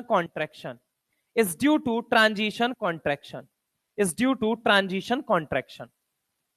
लिखो, अगली बात लिखो, हैवियर डी ब्लॉक एलिमेंट की तरफ, दूसरा लिखो, हैवियर डी ब्लॉक एलिमेंट की तरफ, हैवियर डी ब्लॉक एलिमेंट की तरफ, हैवियर डी ब्लॉक एलिमेंट की तरफ जाने पर 4D और 5D, 4D और 5D heavier D block element की तरफ जाने पर 4D और 5D सीरीज का, 4D और 5D सीरीज का, 4D और 5D सीरीज का साइज ऑलमोस्ट सिमिलर हो जाना, सिमिलर हो जाना is due to lanthanoid contraction, is due to lanthanoid contraction, is due to lanthanoid contraction. ठीक है, तो अब बात यह है कि यहां पे जरा गौर से देखिएगा, सेकेंड ईयर लाएंगे, आप यहां पे क्लियरली देख सकते हैं कि एक अच्छा गैप देखने को आपको मिलेगा, सेकेंड ईयर लाएंगे। यहां पे अगर हम बात करें ऐसा क्यों हुआ, देखिए दरअसल बात क्या हुई कि लेंथेनम में अगर मैं आपसे बात करता हूं तो लेंथेनम का एटॉमिक नंबर कितना होता है 57, और 57 का मतलब क्या हुआ, 57 का मतलब क्या हो गया, इसके पहले बताइए कौन सा नोबल गैस आएगा, जेनॉन, जेनॉन आएगा, हाँ या ना। और 57 का मतलब और क्या हो गया कि इसके पहले कौन सा डी आएगा, ये कौन सा डी है, 5D है 6D है, कौन सा डी है, 5D या 6D, 5D है, तो 5D कितना इलेक्ट्रॉन हो जाएगा ये मुझे बताओ, 5D कितना हो जाएगा 54, ये हो गया, 5D कितना हो गया 1, और यहां पे S कितना हो गया 6s2। अब देखो यहां पे लेंथेनम में क्या कोई F इलेक्ट्रॉन आपको देखने को मिल रहा है, अब लेंथेनम में F इलेक्ट्रॉन ही नहीं है तो पुअर सिग्मा ही नहीं हुआ, अब पुअर सिग्मा ही नहीं हुआ तो यहां पे किसी तरह का कॉन्ट्रैक्शन ही नहीं आया, इसीलिए सेकेंड ईयर लाएंगे में कोई दिक्कत नहीं आ रही है, यहां पे सेकेंड ईयर लाएंगे में कोई दिक्कत नहीं आ रही है। ढंग से अगर आप देखेंगे तो यहां पे अगर मैं बात करूं, देखिए जिंदगी कबाड़ा हो गई, उसने यहां पे ऑलमोस्ट रेडियस कैसा बता रखा है, मतलब बता रखा है कि जिंदगी, अगर यहां पे आप देखेंगे तो आगे चल के कि जिंदगी कबाड़ा हो गई में लगभग रेडियस बराबर है, लेकिन अगर वो लिख दे गलती से कि जिंदगी से बड़ा कबाड़ा और कबाड़ा से बड़ा HG, तो वो भी गलत ऑर्डर नहीं होगा। क्यों नहीं गलत होगा, एग्जाम्पलर जब आप पढ़ते हैं तो एग्जाम्पलर के अंदर एक बात लिखता है कि मरकरी क्या है, तो मरकरी आपका है लिक्विड मेटल, अब लिक्विड मेटल है तो सरफेस एरिया होगा ज्यादा, अब सरफेस एरिया ज्यादा होगा, इसीलिए जिंदगी कबाड़ा हो गई और सेकेंड ईयर लाएंगे, ये दो जगह ऑर्डर नहीं लगेगा कि 3D से बड़ा 4D और 4D और 5D बराबर, बाकी सब जगह सेम है, मंतक रे ले लो, फिर रूठा ओसामा ले लो, करोड़ मोल वाला ले लो, कुछ भी ले लो, हर जगह सेम मिलेगा। जिंदगी कबाड़ा हो गई और सेकेंड ईयर लाएंगे, ये दो जगह पे अगर मैं आपसे बात करता हूं तो ये दो जगह हो सकता है वो ऑर्डर लिखे सेकेंड से बड़ा, ईयर से बड़ा लेंथेनम, यहां तो कंफर्म है 110%। अगर वो ये लिख देता है जिंदगी कबाड़ा हो गई तो वो भी बात सही है, नो डाउट। ग्राफ से अगर ये लिखता है जिंदगी कबाड़ा इज इक्वल टू हो गई तो वो भी सही है, जिंदगी कबाड़ा से बड़ा होगी तो ये भी बात सही हो सकती है। कैसे हो सकती है, क्योंकि Hg क्या है, लिक्विड मेटल, तो लिखो जिंदगी कबाड़ा हो गई यानी ZnCdHg, ZnCdHg में ZnCdHg पहला ऑर्डर, ये ZnCdHg जिंदगी कबाड़ा हो गई, ये दोनों बातें लिखेंगे इनके अंदर, जिंदगी कबाड़ा हो गई, ये दोनों ऑर्डर सही हो सकते हैं, ये दोनों ऑर्डर सही हो सकते हैं, ये दोनों ऑर्डर सही हो सकते हैं, जिंदगी कबाड़ा हो गई में ये दोनों ऑर्डर सही हो सकते हैं, ठीक है, हाँ बिल्कुल सही बात है, जिंदगी कबाड़ा हो गई में लिखो ये दोनों ऑर्डर सही हो सकते हैं। पहला वाला ऑर्डर, पहला वाला ऑर्डर, ये पहला वाला ऑर्डर, पहला वाला order due to contraction factor सही हो सकता है, पहला वाला order due to contraction factor सही हो सकता है, ड्यू टू कॉन्ट्रैक्शन फैक्टर सही हो सकता है, ड्यू टू कॉन्ट्रैक्शन फैक्टर सही हो सकता है। वहीं लिखो दूसरा वाला ऑर्डर, वहीं दूसरा वाला ऑर्डर, वहीं दूसरा वाला ऑर्डर वहीं दूसरा वाला order, according to the concept of exemplar, according to the concept of exemplar, according to the concept of exemplar,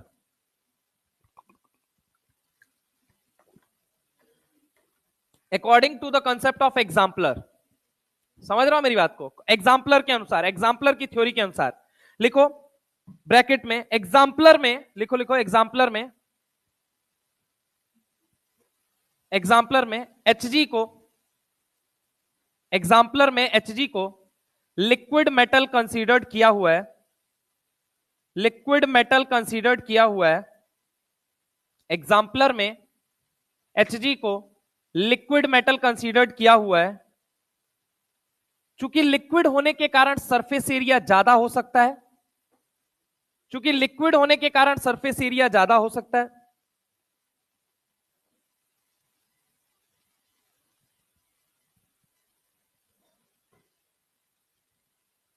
और ऑर्डर में एचजी बड़ा आ सकता है, और ऑर्डर में एचजी बड़ा आ सकता है। मैं आपकी बात, आपकी जानकारी के लिए बता दूं, नीट जो आंसर अभी तक मानता क्या, अभी तक पूछा ही नहीं है उतना, ठीक है, लेकिन नीट जो अभी तक बोलते हैं मतलब सब लोग कि वो नीट ही है, लेकिन जेईई मेंस में सवाल के आंसर में ये आ गया, ठीक है। तो मैं बता दे रहा हूं, दोनों बात है कि आप समझ लीजिए कि नीट में जनरली ये बात बोली जाती है कि हाँ मतलब जिंदगी कबाड़ा हो गई में कबाड़ा और हो गई बराबर है। जेईई मेंस का एक साल सवाल आया और सवाल में डाल दिया जिंदगी कबाड़ा हो गई, अब पूछा कौन सा सही है, तो सही कौन सा है, तो सही ये वाला गया, ठीक है। तो इसलिए थोड़ा मतलब सतर्क रहिएगा, क्योंकि अगर पेपर का अच्छा भी थोड़ा भी लेवल बना तो वो ये ऑप्शन उड़ा के यही डाल दिया। अब तुम वहां बैठ के सोच रहे हो ऐसा तो हम पढ़वे नहीं किए थे, ऐसा तो नहीं रटे थे कहीं पे, कहां लिखा रहा, कहां लिखा था ये, समझ रहे हो? एनीवे, आओ इधर आओ, अगला सवाल। 1 दिसंबर फिजिकल, तुम जितनी बार बोलोगे, अगर ये आज नहीं हुआ तो मैं तुमको बता दे रहा हूं, देखो अगर ये आज नहीं हुआ, अब 2-2 मिनट के टॉपिक हैं यार तुम्हारे। 2 दिसंबर, देखिए सर जिसको जाना वो जा सकता है, मेरी तरफ से कोई रोकथाम नहीं है। इलेक्ट्रॉनिक कन्फ्यूग्रेशन, अच्छा रुको अभी केक काटेंगे, रुको, अच्छा कुछ खिलाएंगे भी, ठीक है, कुछ खिला भी देंगे, ठीक है। Electronic configuration, atomic size, melting and boiling point के बारे में सुन लीजिए, सुन लीजिए, 2 मिनट का टॉपिक है यार, सब खत्म हो जाए।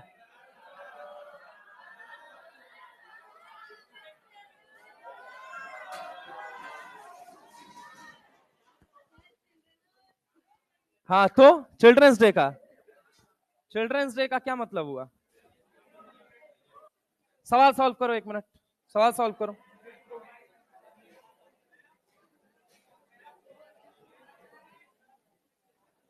अबे सॉल्व करो बे।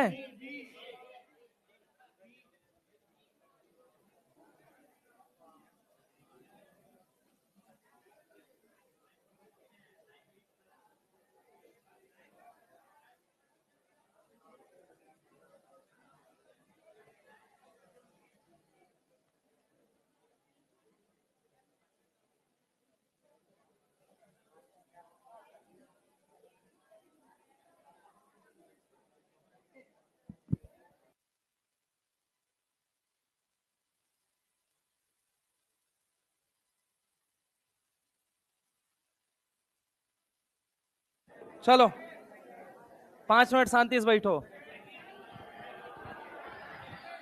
ए यार जाओ, चले जाओ यार, गेट खोलो, जाओ चले जाओ तुम लोग, इधर आओ। कह रहा है because of lanthanoid contraction which of the following pair of element have nearly same atomic radii? T जरा हाफ, ठीक है, ये है 3D, ये है 4D और ये है 5D। जरा और हाफ क्या हो जाएंगे? बराबर, और टी से बड़ा कौन हो जाएगा? जरा। अब बोल रहे हैं जरा और हाफ क्यों बराबर हुए? आंसर क्या हो जाएगा? Lanthanoid contraction. तो कह रहे हैं कि because of lanthanoid contraction which of the following pairs of element having the nearly same atomic radii? ये गलत, ये सही है, हाँ सही है, ये गलत और ये भी गलत हो गया, ठीक है। नेक्स्ट सवाल, बिकॉज ऑफ, अच्छा वही तो, ये वही सवाल आ गया। अब देखो, अब दूसरा सवाल है, द लेंथेनॉइड, अलग अलग लैंग्वेज में चेंज करके है, the lengthenoid contraction is responsible for the fact that क्या हो जाएगा? C zirconium and hafnium have atomic radius same. एक और बार चेंज करके, which is related with the lengthenoid contraction. Radius of 4D and 5D series element of group is almost same. Ionization energy of 5D element is very high. गलत? गलत या सही? आप बताओ, बोलो.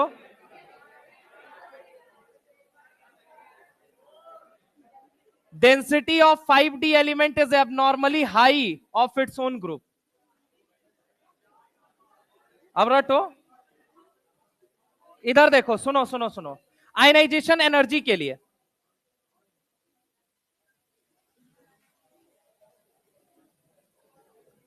किसका है? यहां पे अगर मैं तुमसे बात करता हूं, देखना, scandium, titanium, vanadium, chromium, manganese, iron, cobalt, निकल, कॉपर, जिंक.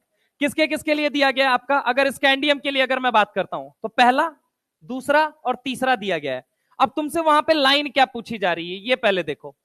लाइन यहां पे क्या पढ़ा नहीं रहे हैं, पहले सवाल बस सॉल्व करके दे दो हमको, और कुछ मतलब नहीं है. क्या बोल रहा है कि ionization energy of 5D series is very high as compare to 4D series elements of a group. कैसे सही है? रीजन क्या है?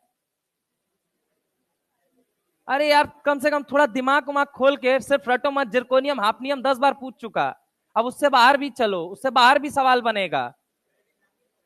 अब सुनो, यहां पे लाइन सुनो, वो क्या कह रहा है? Which is related with lanthanoid contraction. Simple सी बात है, 4D और 5D की साइज क्यों सिमिलर हुई थी, ये मुझे बताइए. लेंथेनॉइड कॉन्ट्रैक्शन की वजह से. हाँ या ना?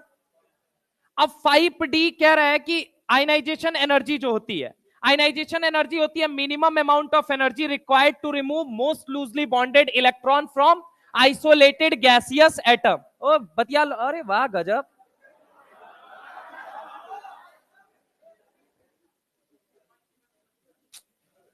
नहीं, चिपक के नहीं बतिया रहा है, नीचे कुछ हरकतें कर रहा है.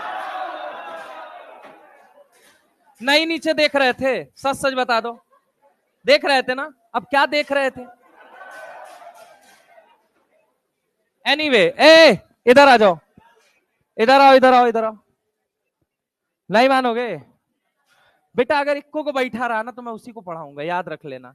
अब फिर मैं एप ब्लॉग भी चालू कर लूंगा अभी, ठीक है? अब तुमको भी पता है, तुम में बहुत बड़े बड़े वाले हैं, कोई एक जरूर होगा जो बैठ जाएगा, वो जरूर तुमको परेशान करने के हिसाब से, ठीक है? तो इसलिए मान जाओ, 5-7 मिनट की बात है, नीचे वाले लोग आ जाएंगे, मैं खुद वैसे जान.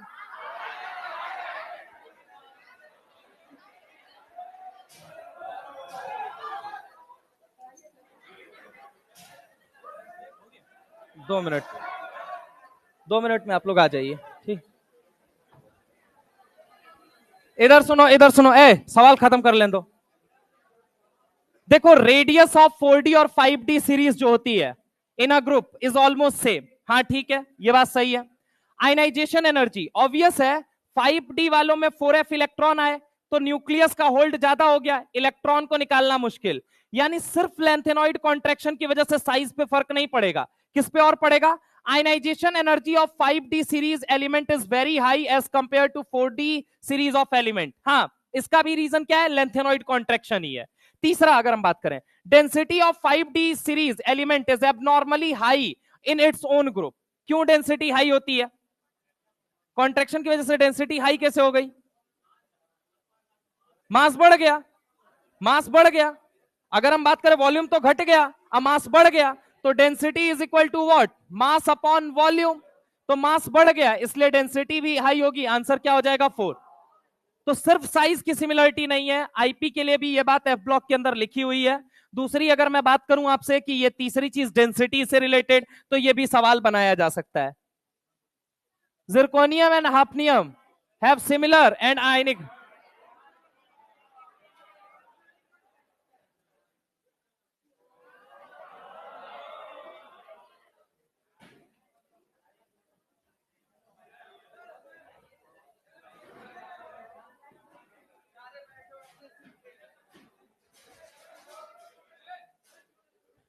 बेटा देखो अभी बोलना नहीं चाहते ऐसे ना, आज बेंच बजा रहे हो, कल तुमको कोई बजा जाएगा।